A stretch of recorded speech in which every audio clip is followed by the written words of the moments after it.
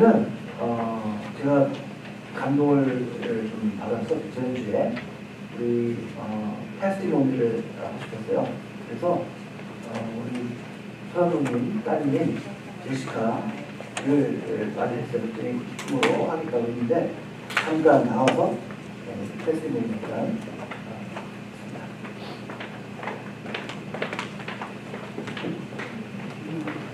자막이 있으니까 한글로 영어로 해주시면 되고, 아니 앞으로 여기서는 안 해? 그래도 간증인가?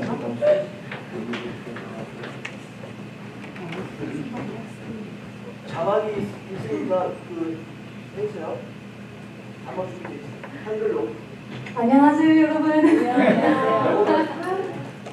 My name is Jessica, and many of you know me as Elder Son's daughter. I've been going to this church for about 16, almost 17 years, so I basically grew up here. Because of that, the idea of God was never something new to me. But as a child, I never fully understood what it meant to be a Christian beyond being a good daughter, good student, and just overall good person. As I grew older, I learned that being a Christian goes beyond just simply reading the Bible and going to church. I learned to love God and not just see Him as an authority figure, but also as a loving parental presence. But today, I wanted to share my testimony not about when I first came to faith, but afterwards, learning how to maintain my relationship with God. I thought after my big moments in retreat, I would always feel this constant fire and passion for the Lord. But I learned that when things are either going really well or really poorly, it can sometimes be hard to feel His presence or feel the need to rely on Him. But even in those moments, God was always with me. As many of you know, I was in a car accident 2 years ago, and it was pretty traumatic, and I was just lucky to be alive. My dad said that I must have been hugged by angels that day, but the moment I really felt His presence wasn't during the accident, but rather the days spent in the hospital. I was not in good condition, had surgeries back to back, and it was during the holidays, so the situation was a little bit depressing for me.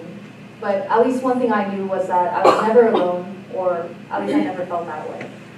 I was blessed to have at least one visitor every day, and I will never forget all the food my mom brought from the church members, jjukdokguk, kimbap, and so much more. It meant so much to me, and not just because the food was so good, but because knowing that people were looking out for me and my family during that time was really comforting. I believe that God's presence is often felt through the people and through the community He creates. I was blessed to experience that on multiple occasions, and especially during that time. Many people felt sorry for me, but I always remember that time with a lot of warmth and gratitude. Knowing that God is always with me and knowing that I'm a part of His community gives me peace and confidence to face the future no matter what it holds. 감사합니다.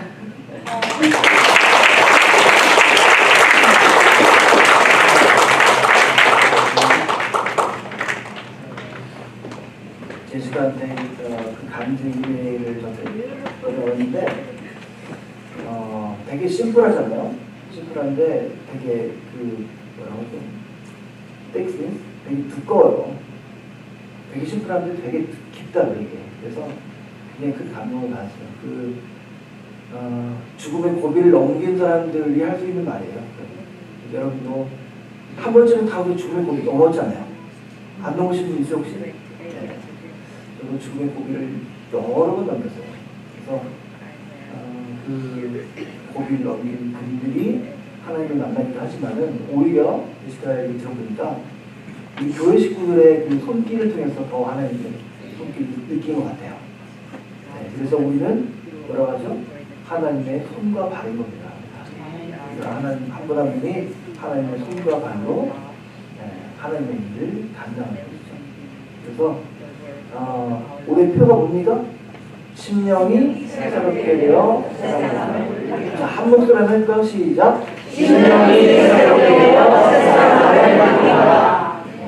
심령이 새롭게 되면은 세상을 일으키면 어쨌나요? 손과 발이 돼서 일하는 거예요. 밖에 나가서 하나님의 일들을 잘 감당하는 교회 식구들 되길 바랍니다. 자, 오늘 하나님께서 우리에게 주신 말씀 에베소서 말씀인데 다 일어나셔서 함께 하시고 짧으니까 한 목소리로 읽어봅시다. 자, 영어랑 한국말 속도가 좀 차이가 나니까 한국말 하시는 분들 너무 빨리 하지 마세요. 자, 시작. 진리가 예수 안에 있는 것 같이 너희가 참으로 어디에서 듣고 또한 그 안에서 가르침을 받았을진데 너희는 유혹의 욕심을 따라 서로 구슬을 따르는 옛사람을 벗어버리고 오직 너희의 신명이 새롭게 되어 하나님을 따라 우리와 주위의 거룩함으로 지으심을 받은 새 사람을 이루라. 아멘. 주님 말씀입니다.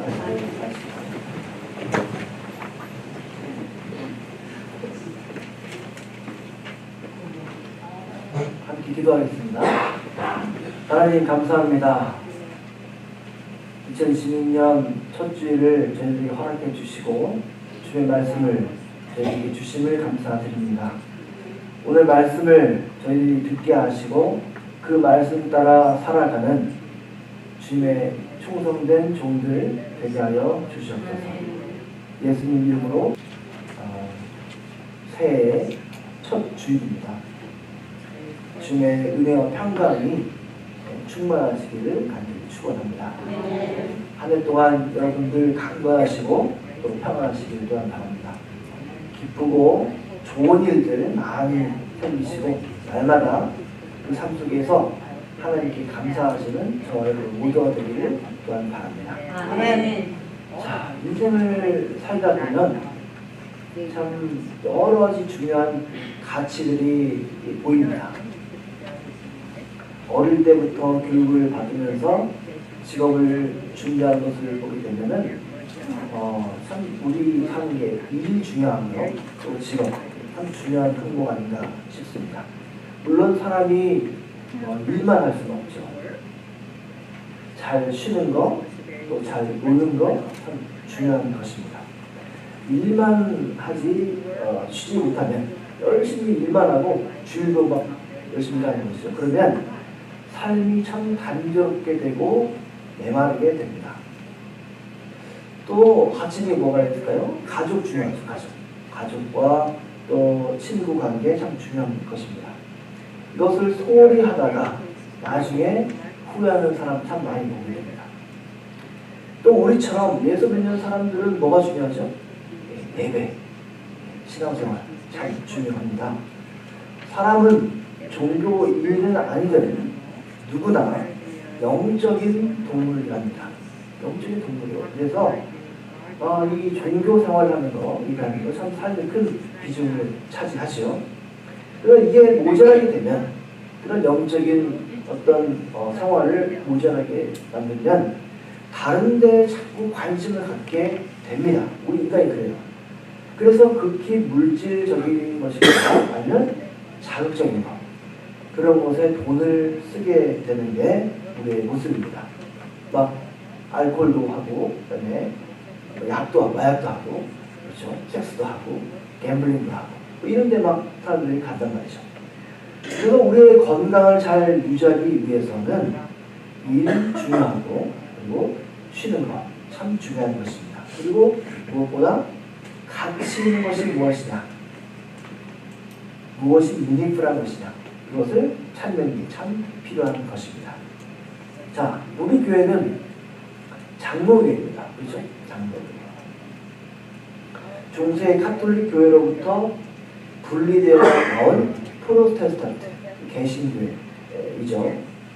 이처럼 프로테스탄트 개신교회는 핵심 교리가 있는데 그것은 바로 무엇이냐?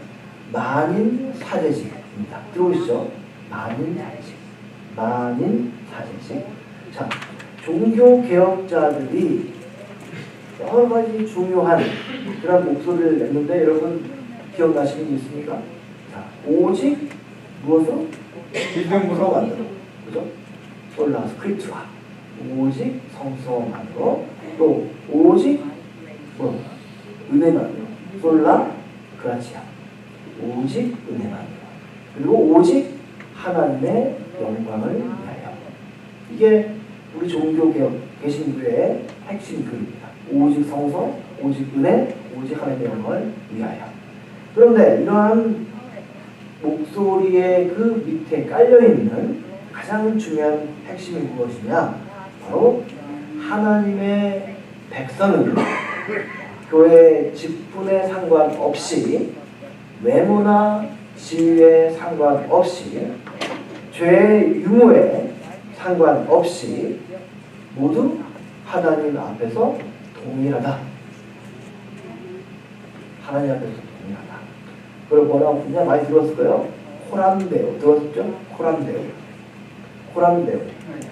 하나님 앞에서 동일하다. 이 말입니다. 하나님 앞에서 다 똑같다. 도토리 기생이다. 이 말입니다. 자, 그래서 구약 성경에서 제사장을 통해서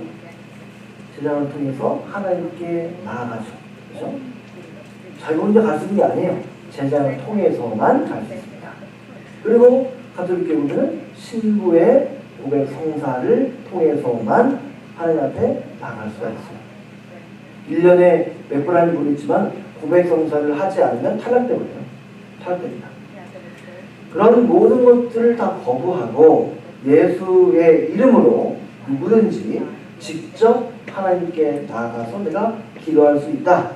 이렇게 선언한 것이 개신교의 핵심 가치인 것입니다. 우리가 하나님께 직접 기도할 수 있다. 이것이 모든 개신교의 예를 들어서 루터교회, 장로교회, 또 감리교회, 침례교회, 오순교회 상관없이 가장 중심적인 개신교 교회의 교리인 것입니다.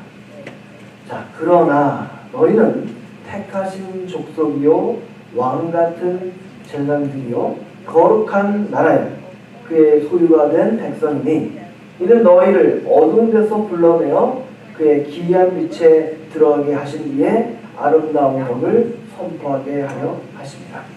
너희가 전에는 백성이 아니더니 이제는 하나님의 백성이요 전에는 긍휼을 얻지 못하였더니 이제는 긍휼을 얻은 자이라. 이렇게 말씀합니다.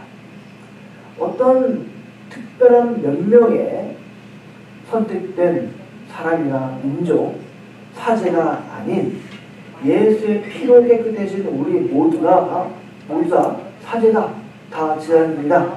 이런 선언은 우리 교회 생활뿐만 아니라 일상생활에 있어서 매우 중요한 그런 선언인 것입니다.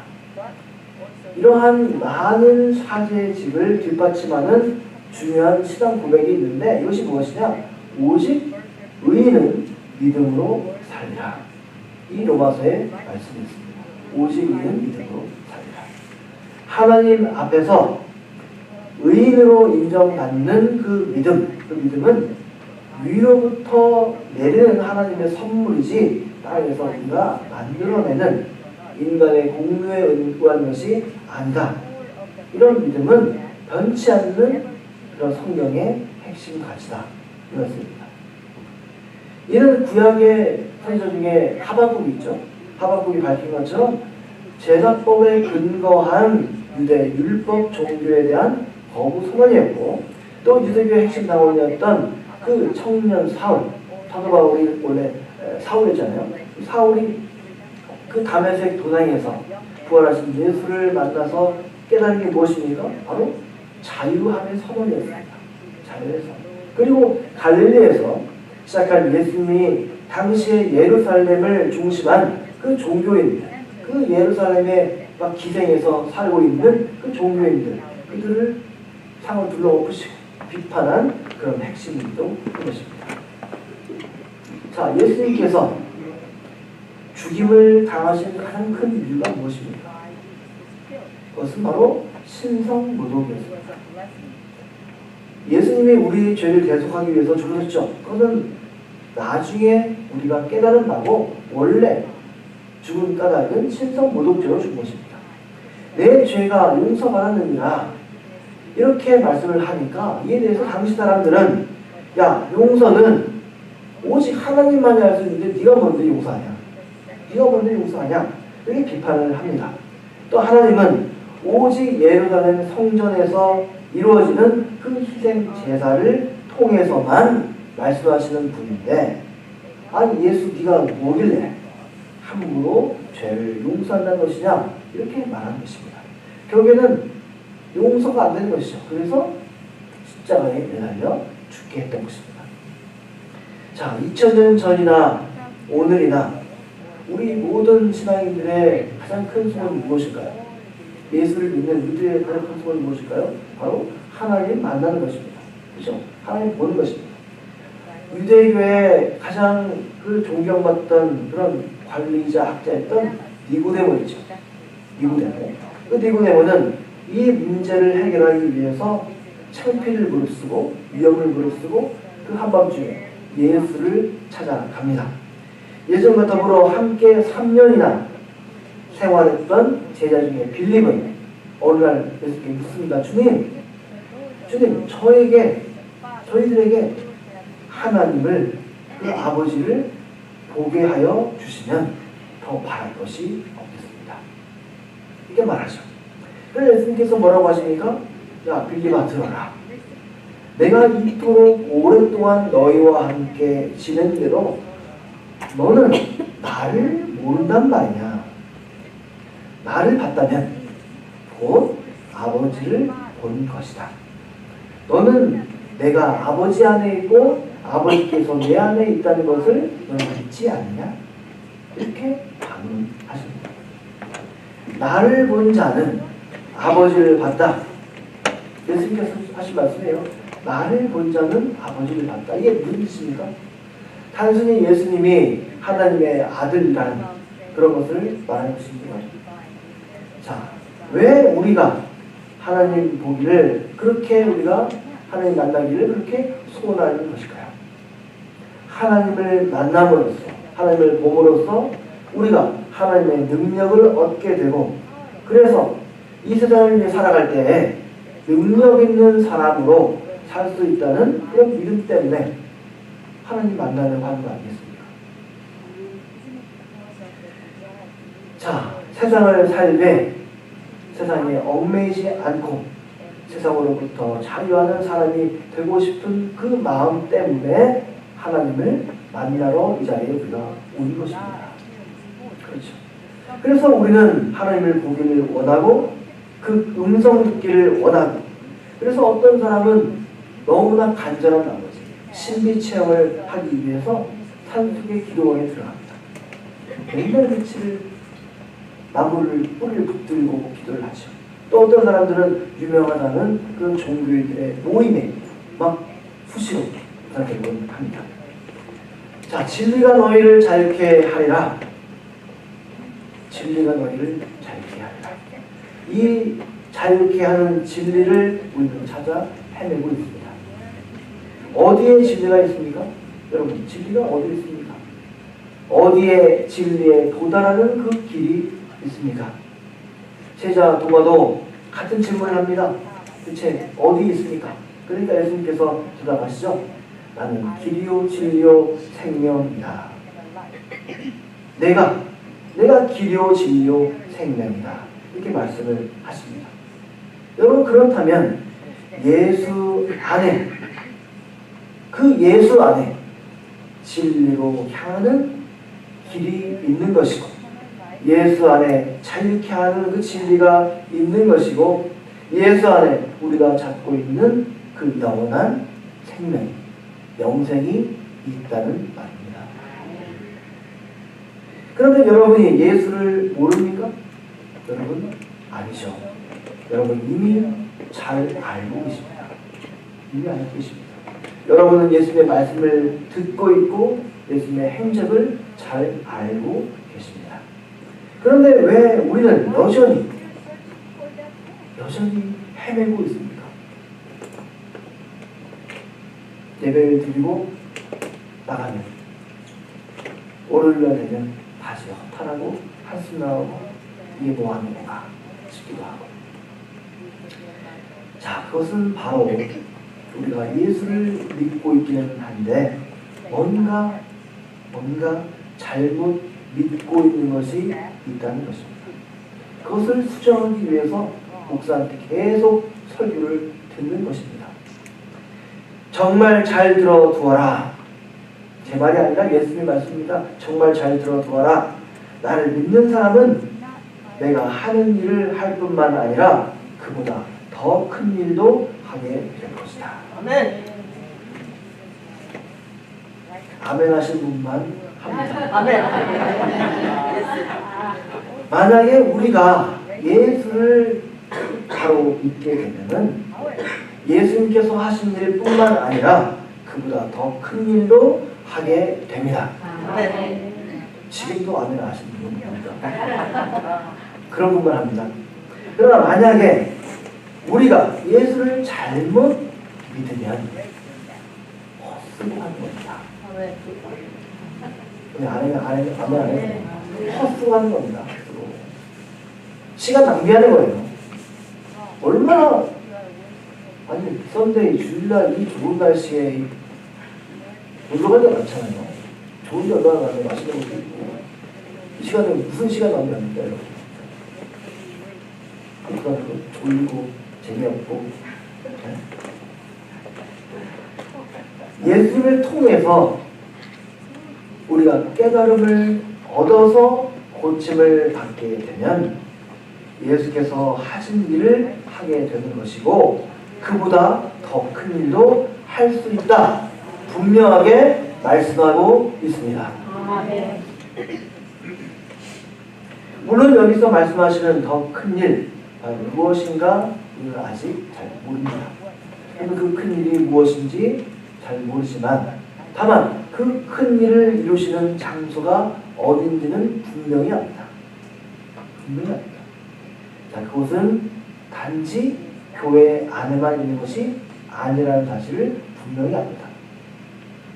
교회만 있는 게 아니에요. 여러분이 먹고 자고 일하는 바로 여러분의 일상 속에서 할 수 있는 것입니다. 주님이 원하시는 그 큰 일은 교회 안에서만 이루어지는 것이 아니고 여러분의 삶의 현장 안에서 이루어지는 것입니다.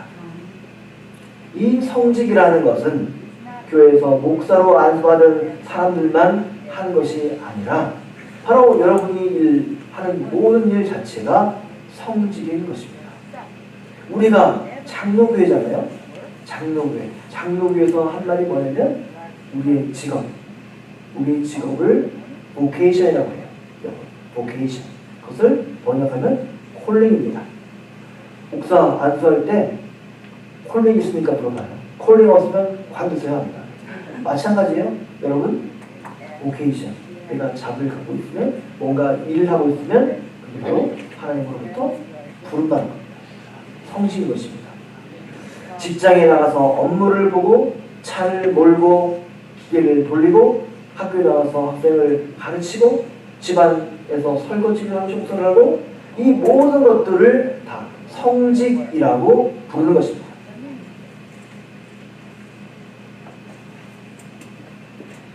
청소를 하든지 설교를 하든지 그것은 모두 하나님 앞에서 같은 일입니다.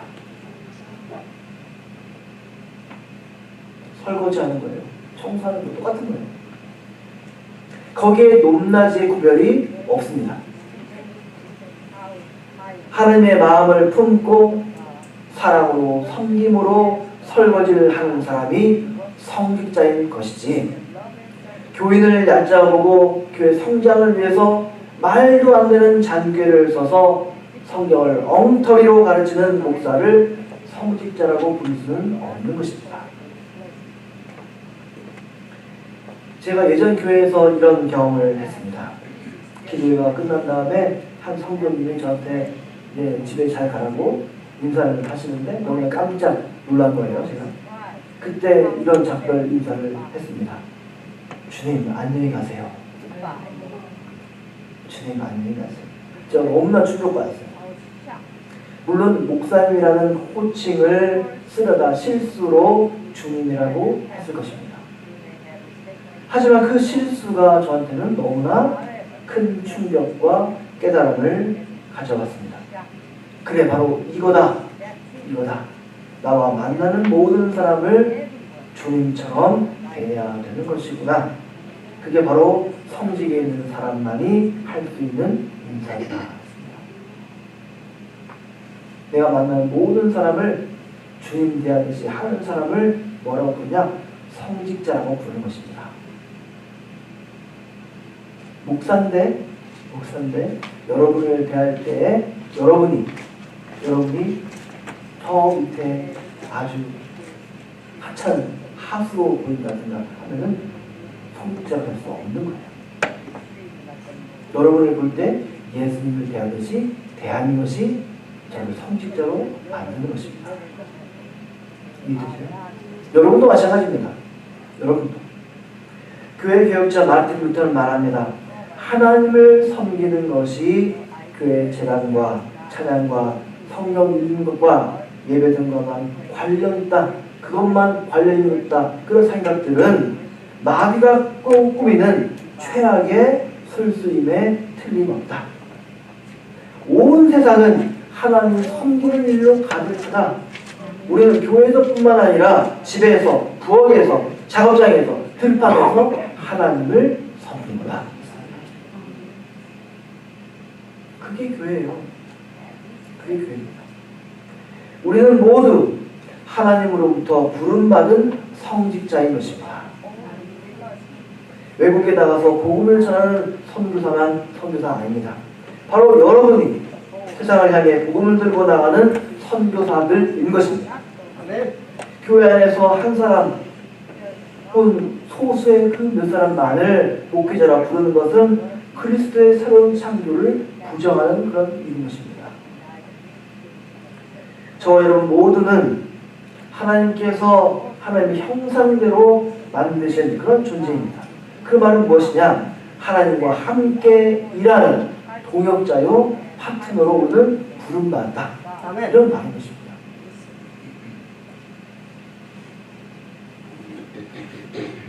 그러니 여러분 인생을 한번 잘 들여다보시기 바랍니다. 너무나 분주하시겠지만 천천히 잠시만이라도 여러분의 인생을 한번 들여다보시기 바랍니다. 우리의 인생은 신비로 가득합니다. 뭔가 놀라운 성취를 내가 이룰 때도 있지만 너무나 고통스럽고 너무나 지루할 때조차 우리의 인생은 신비로 가득 차 있다는 것을 보셔야 됩니다. 매 순간마다 주님께서 은혜로 우리를 돌보고 계심을 여러분 깨달으셔야 됩니다. 바로 우리의 순간순간이 그리고 심지어 내 뜻대로 이루어지지 않는 그 순간순간들이 바로 하나님께서 역사하시는 거룩한 순간임을 우리는 기억해야 되는 것입니다. 때때로 나의 계획과 의도대로 일이 진행되지 않아서 내가 참 좋은 마음으로 행한 모든 일이 다른 사람에게 나쁘게 여겨지는 경우가 있는데 이 역시 좋은 일이다. 이런 일들은 우리로 하여금 겸손함을 갖게 하고 헛된 영광으로부터 우리를 지켜준다. 이렇게 토마스 아퀴나스가 말하고 있습니다. 내가 선한 의도를 가지고 했는데도 불구하고 그것이 나쁘게 여겨지는 경우가 있어요. 상대방 기분 나쁘다고요. 나는 그런 의도가 전혀 없는데. 그런데 그럴 때조차 좋은 것으로 받아들여라. 그것이 너를 겸손하게 만들고 너를 헛된 영광으로부터 벗어나게 만들어준다는 것입니다. 우리가 하는 모든 일들, 때로는 지루하고 짜증나게 하고 또 분노하게 하는 그런 모든 일들이 하나님이 임재하시는 거룩한 일들이라는 것입니다. 이제 우리의 삶에 대한 여러분 진정한 회심이 필요합니다. 우리의 세상 일에 대한 나의 직업에 대한 그런 깨달음이 필요합니다.